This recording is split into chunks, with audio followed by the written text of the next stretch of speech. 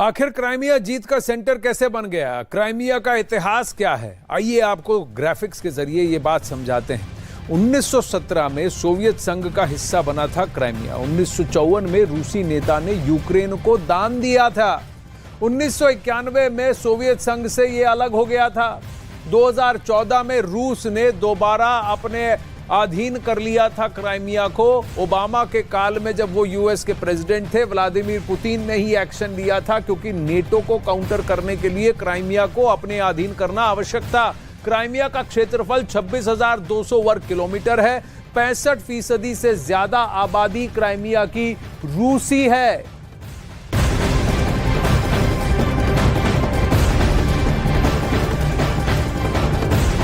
अखाड़ा में इस वक्त बड़ी खबर आ रही है। जापान के हिरोशिमा में प्रधानमंत्री नरेंद्र मोदी और यूक्रेन के राष्ट्रपति वोलोदिमीर जेलेंस्की की मुलाकात होगी। CNN न्यूज 18 के मुताबिक रूस यूक्रेन युद्ध के बाद प्रधानमंत्री नरेंद्र मोदी और वोलोदिमीर जेलेंस्की की यह पहली मुलाकात होगी G7 के पटल पर। जहां भारत आमंत्रित है, वहीं वोलोदिमीर जेलेंस्की भी हिरोशिमा पहुंचने वाले हैं। सभी देशों से बायलैटरल मुलाकात भी करेंगे और G7 के पटल पर अपनी बात भी रखेंगे वोलोदिमीर जेलेंस्की। लेकिन वहां पर भारत के प्रधानमंत्री नरेंद्र मोदी से उनकी मुलाकात अब तय है।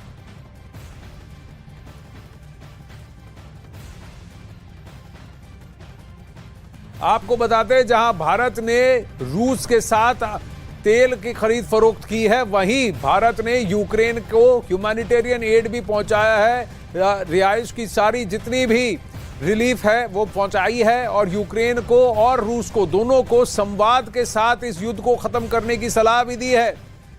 नीरज इस वक्त हमारे साथ जुड़ रहे हैं। नीरज, तो वोलोदिमीर जेलेंस्की और प्रधानमंत्री नरेंद्र मोदी की मुलाकात हिरोशिमा में होगी। क्या बातचीत का बेसिस क्या होगा, क्या बात होगी, इस पर कोई खबर है, कोई अपडेट है?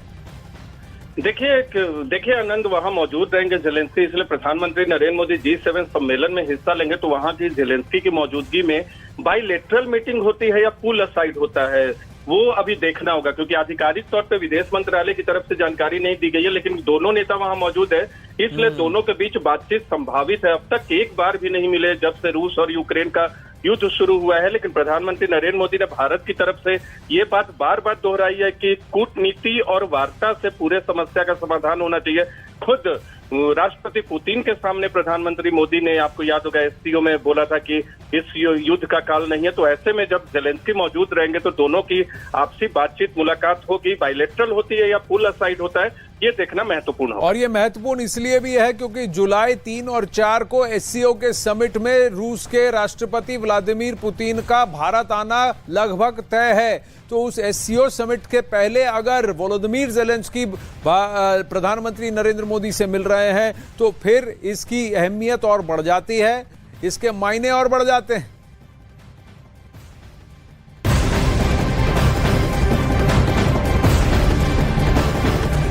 अब अखाड़ा में खबर आ रही है कि जंग में रूस को कमजोर करने के लिए अमेरिका की नई रणनीति पर काम शुरू हो चुका है। पश्चिमी मीडिया के मुताबिक इस नई रणनीति के तहत अमेरिका ने फैसला लिया है कि वो रूस पर नए प्रतिबंध लगाएगा और इन नए प्रतिबंधों की घोषणा G7 के देशों की बैठक के दौरान अमेरिका कर सकता है।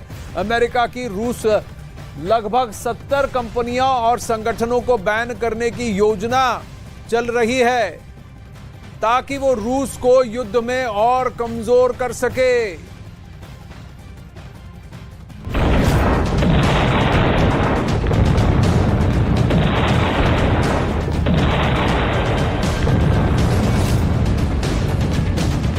पुतिन के खिलाफ बाइडेन का नया प्लान।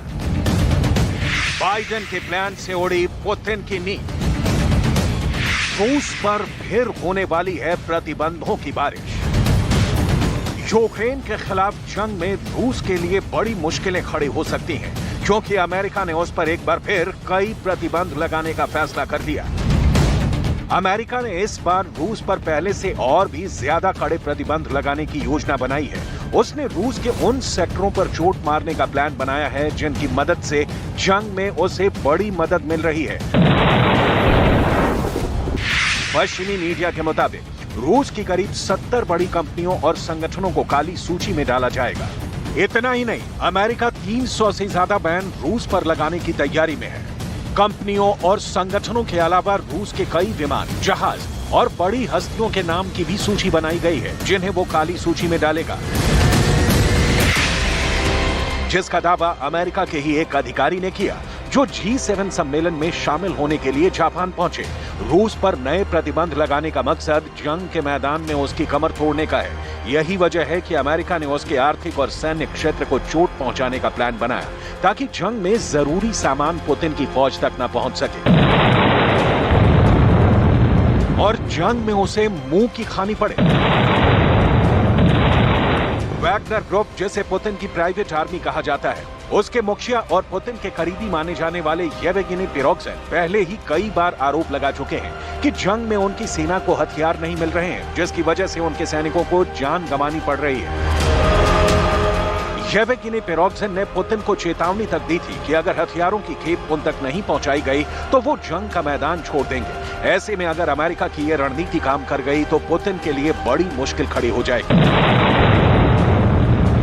अमेरिका के इस कदम पर G7 देश भी कहीं ना कहीं सहमत नजर आ रहे हैं, क्योंकि EU के अध्यक्ष ने G7 की बैठक से पहले ही साफ कर दिया कि वो यूक्रेन के समर्थन में है। Because it's what all human beings want most. We are a union of values and will defend these values. And that's why we are standing with the people of Ukraine.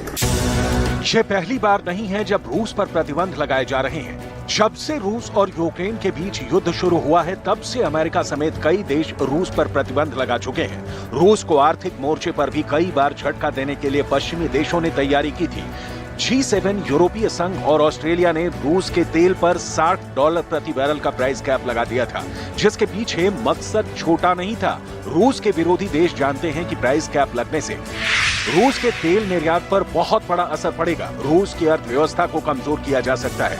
Putin को युद्ध में कमजोर करने के लिए ये इक्का साबित होगा, और ये हुआ भी। लेकिन रूस ने इस प्राइस कैप को लेकर अपने विरोधियों को चेतावनी दे दी थी कि अगर वक्त रहते इसे वापस नहीं लिया जाता है तो रूस उन्हें तेल का निर्यात नहीं करेगा। रूस के राष्ट्रपति कार्यालय की ओर से जारी आदेश में कहा गया था विदेशी संस्थाओं और व्यक्तियों को रूस के तेल और तेल उत्पादों की आपूर्ति बैन है, अगर वो इस सप्लाई के समझौते के जरिए प्रत्यक्ष या अप्रत्यक्ष रूप से प्राइस कैप का इस्तेमाल कर रहे हैं, तो यह आदेश 1 जुलाई 2023 तक लागू रहेगा। दुनिया जानती है कि रूस की इनकम का एक बड़ा हिस्सा तेल के निर्यात से आता है। यूक्रेन के साथी देशों का मकसद रूस को खोखला करना है, इसीलिए अमेरिका ने रूस पर नए प्रतिबंध लगाने का फैसला किया।